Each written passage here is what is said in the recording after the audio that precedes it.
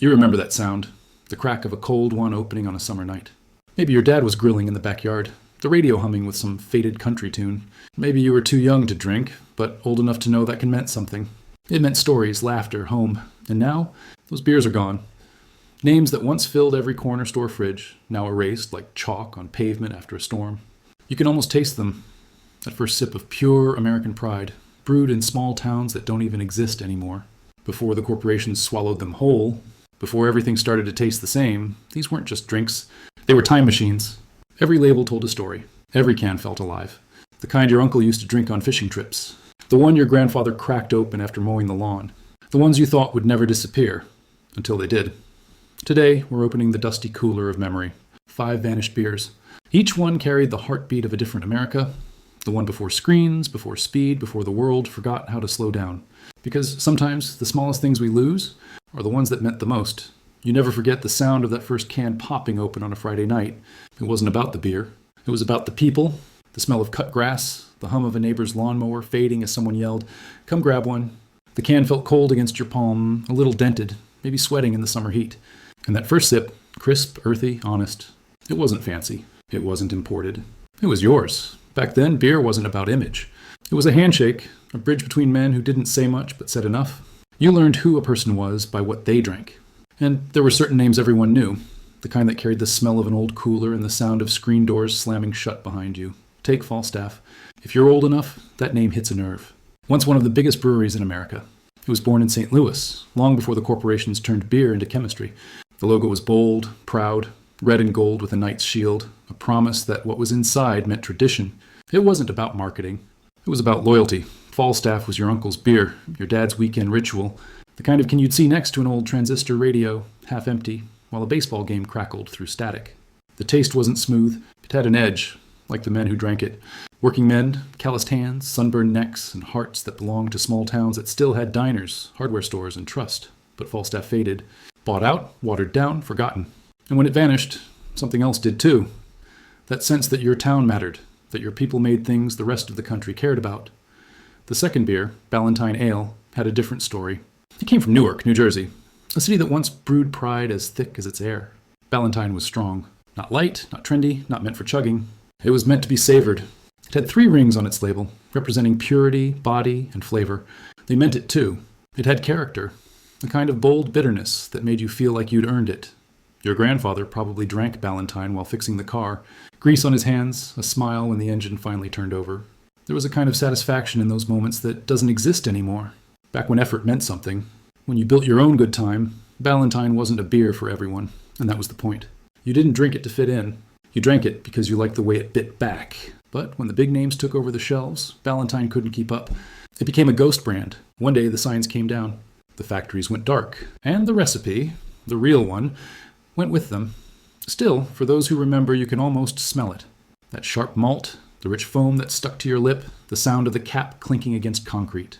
It wasn't just a drink. It was a fingerprint from a different era. By the late 70s, another name was slipping into the shadows. Schaefer.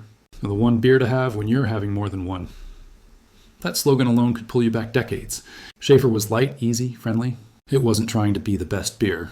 It was trying to be your beer. You'd see it everywhere, from bowling alleys to high school reunions. It was the soundtrack to first kisses, bonfire stories, old friendships. It didn't matter if you were sitting on a porch or tailgating at a football game. Schaefer meant fun without pressure, but the world changed. People wanted imported brands, new labels, designer bottles, beers that looked good on a table instead of feeling right in your hand. And Schaefer, like so many others, was left behind. Still, some memories cling harder than glass.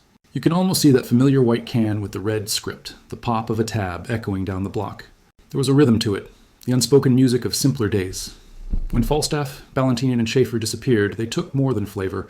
They took the rituals, the shared understanding that a cold beer wasn't about escape, it was about connection. There was a fourth one, Hodapole, born in Cincinnati. Locals called it Hudie. If you grew up in Ohio, that name carried weight. It was the pride of the Midwest, a beer made for its people, not for a market. The kind you'd find in the back of a pickup, next to a bag of ice and a story waiting to be told. Hudie was a symbol of small-town survival. It tasted like community. The kind where everyone knew each other's names, where the bartender knew your order before you spoke. And though it still flickers in small batches here and there, the real Hudie, the one that lived in the heart of every Cincinnati summer, is gone. By the time you get to the last of the vanished five, the nostalgia turns heavy. Pabst Bock, a seasonal gem from the Pabst Brewing Company, was more than just another beer. It came once a year, with a goat on the label, a wink to the old German Bock tradition. The taste was malty, deep, slightly sweet. The kind of flavor that warmed you even when the air outside bit your fingers. It was the beer of the in-between seasons, when winter's edge met spring's promise. You'd drink it with a friend on the porch steps, the wind still cold, but the light getting longer. You didn't rush it. You let it linger, because that's what it was meant to do. Remind you to slow down. Each of these beers had a heartbeat. Together, they painted a portrait of an America that brewed more than drinks. It brewed identity. A time before everything became disposable, when brands lasted because they meant something. Now, when you walk down a store aisle lined with perfect cans and shiny labels, you can't help but feel something's missing.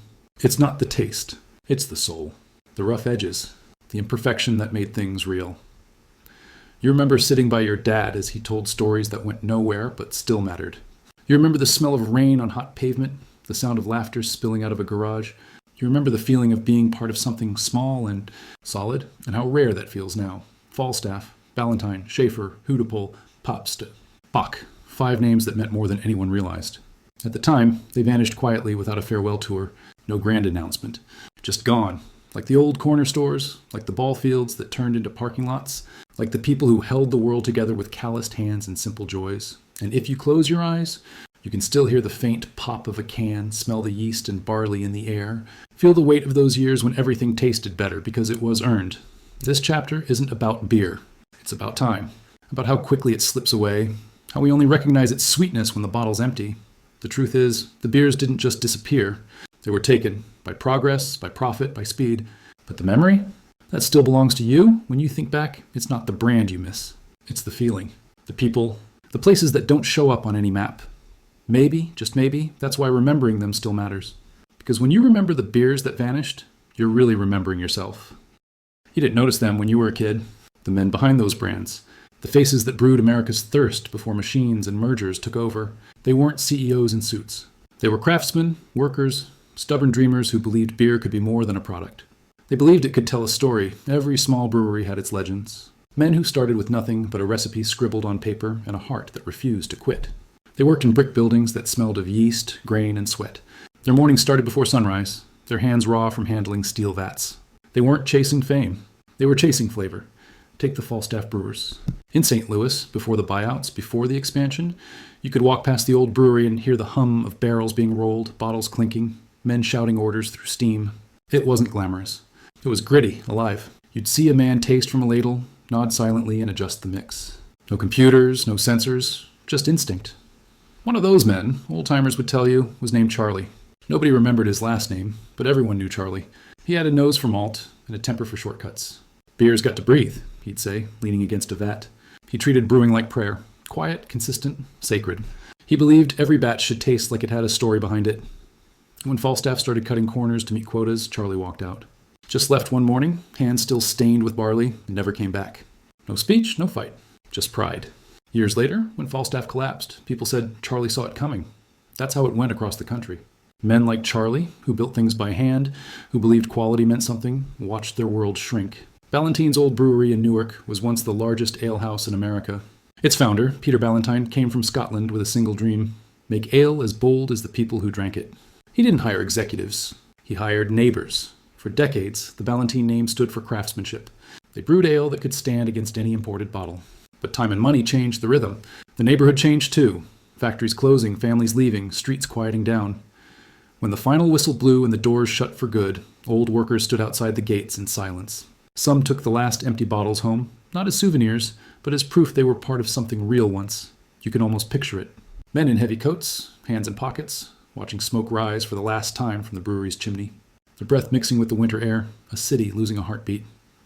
In Cincinnati, Hudepol had its own cast of heroes, men who believed that beer wasn't about expansion, it was about belonging. The Hootie plant was small, but the pride was enormous. Generations worked there. Fathers brought sons. Grandfathers told stories of the early days when every label was applied by hand. The Hudepol brewery was a second home. When the siren sounded at 5, workers didn't rush out. They stayed, grabbed a cold one, and talked. It wasn't a company. It was a community. One night, in the early 80s, the power went out during a storm. The machine stopped, the lights died, and everything went quiet. Instead of panicking, the foreman lit lanterns. The crew stayed. They brewed the old-fashioned way, by feel and flashlight. They didn't lose a batch. That beer became legend. Locals swore it tasted better than any before or after. Maybe it did. Maybe it just felt that way. These stories weren't rare. They were everywhere. Every small town had its brewers, its bottlers, its men who took pride in the smallest details. They didn't chase trends.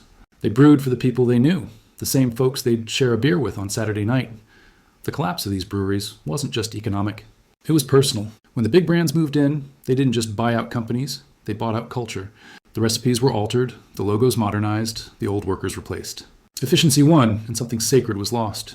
There was a man named Joe from Newark who worked at Ballantine for 30 years. He started as a barrel washer, ended as a foreman. He said once, "We didn't make beer for the world. We made it for the block. That block is gone now." But those words, they tell you everything. You see, those vanished beers weren't accidents. They were casualties of a faster America. The men who brewed them lived slow, steady lives. They didn't measure success by charts or numbers. They measured it by smiles, by return customers, by taste. When they lost their jobs, most didn't complain. They just went home, mowed the lawn, and kept quiet. But deep down, something broke. The pride of doing one thing right, gone overnight. And you, years later, might find an old Falstaff can at a garage sale or see a faded Hodapole sign hanging in a dusty bar. You might touch it, feel the rust on your fingers, and not know why your chest tightens. But it's not about the can. It's about the ghosts inside it. The people who built it, loved it, and watched it vanish. There's a forgotten photo somewhere, black and white. Maybe 1952. A group of men standing in front of a brewery truck, arms around each other, smiling after a long shift. You can almost hear the laughter, the relief, the unspoken pride. They didn't know their time would end. Nobody ever does. You might think beer is just beer. But for them, it was proof of purpose. Each batch said, "We made this." That kind of pride is hard to find now. Harder to keep. The men behind those cans left fingerprints on history you can't wash away. They're there in every cracked label, every rusted cap, every story told over a bar. Their legacy isn't the beer itself. It's the feeling of belonging to something built with care. They brewed through wars, recessions, storms. They survived prohibition, inflation, and modernization. But they couldn't survive indifference.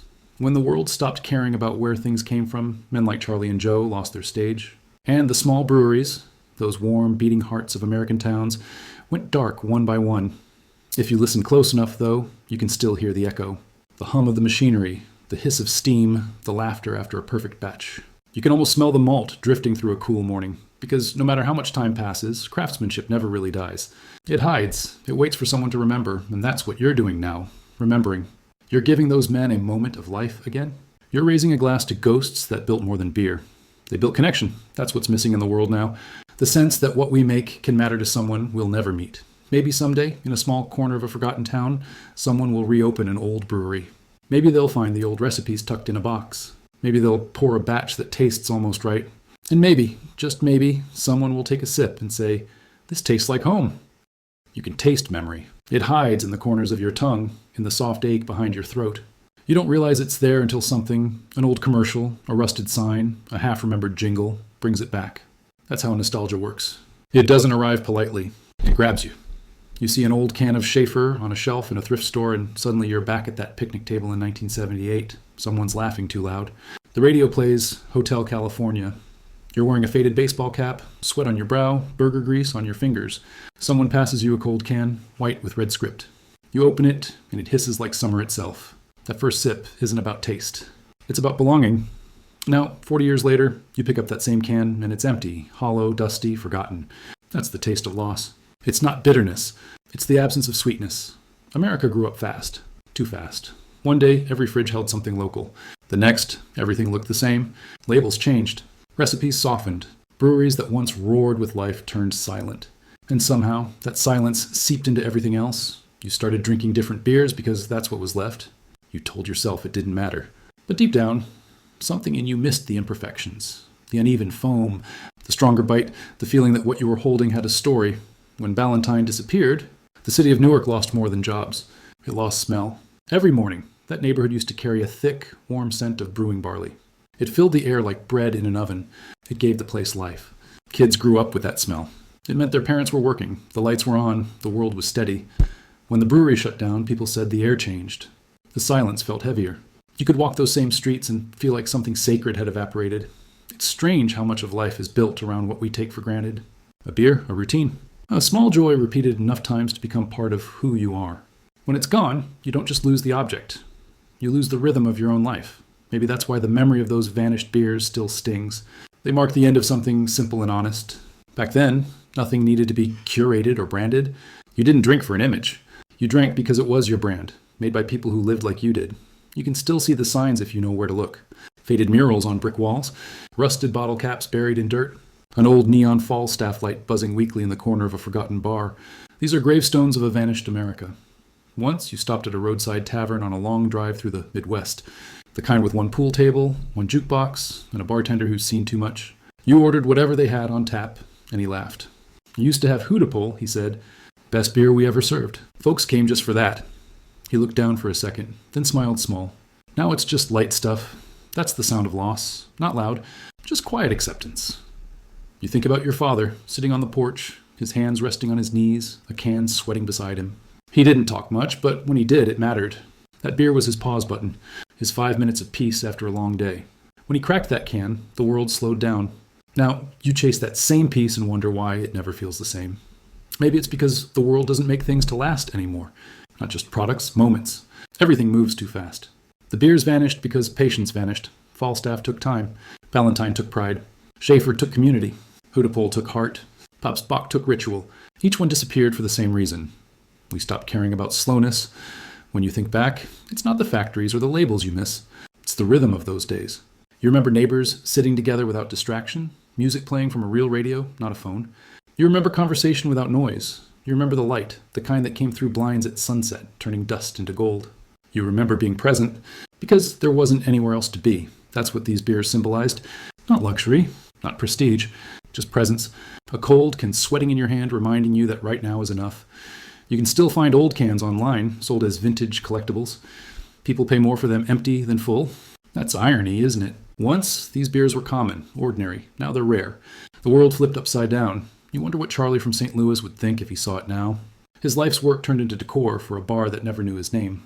Maybe he'd shake his head, pour himself something simple, and smile sadly. But there's another side to loss. Memory. And memory is defiance. Every time you think about those vanished beers, you keep their story alive. You remind yourself that the best things we make aren't meant to last forever. They're meant to be remembered. There's something beautiful about that. The idea that even in disappearance, there's meaning. You can almost hear the echo of old laughter, the scrape of a chair on concrete, the clink of cans being set down on a table. It's faint, but it's there, and maybe that's why you're watching this right now. You're not here for beer trivia. You're here for the feeling. The reminder that you came from a world that valued simplicity. That it's still okay to miss it, because you do. Everyone does. Sometimes, late at night when the house is quiet, you grab a cold drink and sit outside. The stars look the same as they did back then. The air smells familiar. You take a sip, close your eyes, and for a second, you're there again. The voices, the laughter, the hum of life that used to fill the air. It's not gone. Not really. It's hiding inside you, waiting for a moment like this to come alive again. That's the power of nostalgia. It doesn't bring things back. It brings you back. Those vanished beers were more than beverages. They were bookmarks in your story. You've turned the page, but the ink remains. Maybe that's all memory is, a toast to what mattered. A quiet cheers to everything that built you. It didn't happen all at once. There was no breaking news, no grand farewell. Just one day, you walked into the store and the shelf looked different. The brands you knew were gone, replaced by names that meant nothing. Sleek cans. Cold fonts. No history. That was the moment the lights went out. Not just in breweries, but in people. The quiet kind of loss that doesn't make a sound. You felt it, even if you couldn't explain it. Something familiar slipped away, and the world got a little more hollow. In towns across America, the breweries stood like bones. Brick shells with broken windows, their walls still smelling faintly of yeast and time.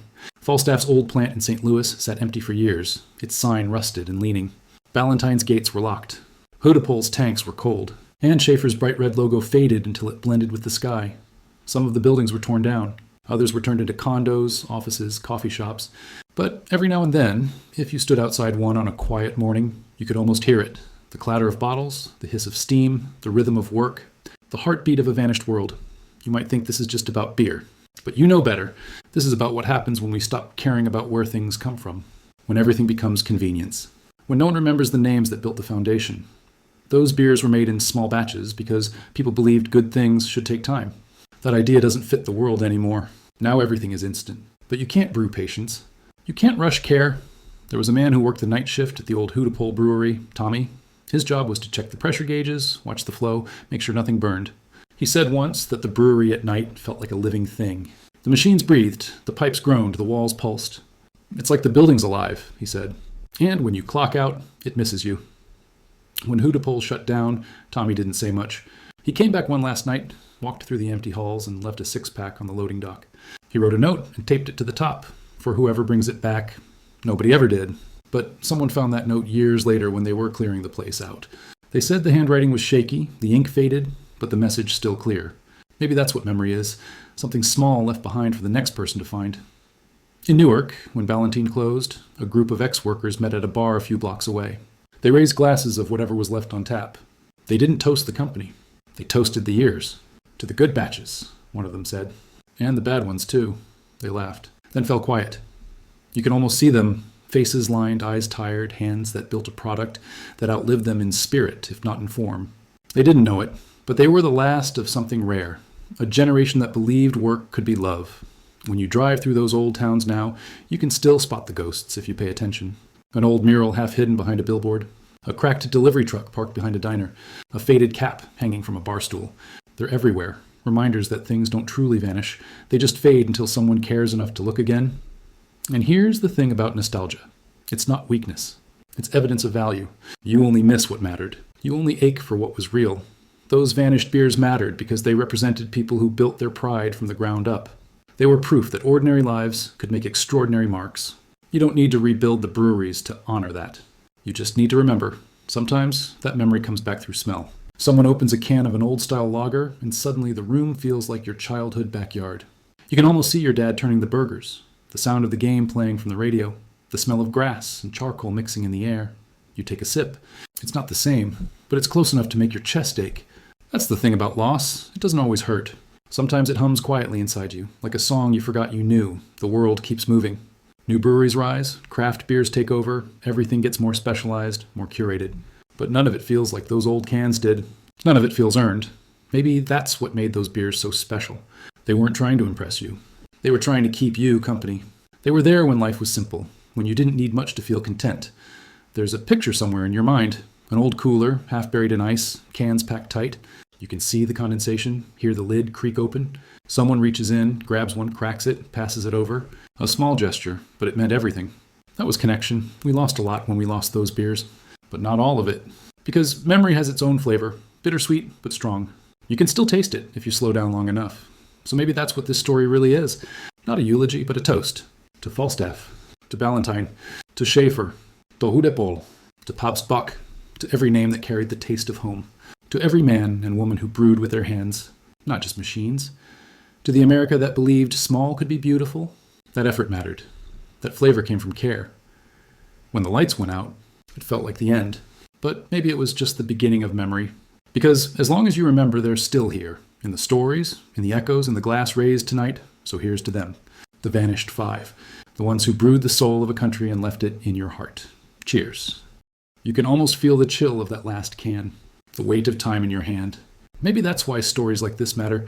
Because remembering keeps the light on a little longer. Next time, we're opening another door into the past. The foods that vanished from childhood tables. The ones that tasted like family. If you want more stories like this, there's a little corner where we gather each week. A free newsletter filled with memories, recipes, and forgotten sounds of home. You'll find the link below. Until then, keep something cold nearby and keep the stories alive. Because the past doesn't fade. It just waits for you to notice it again.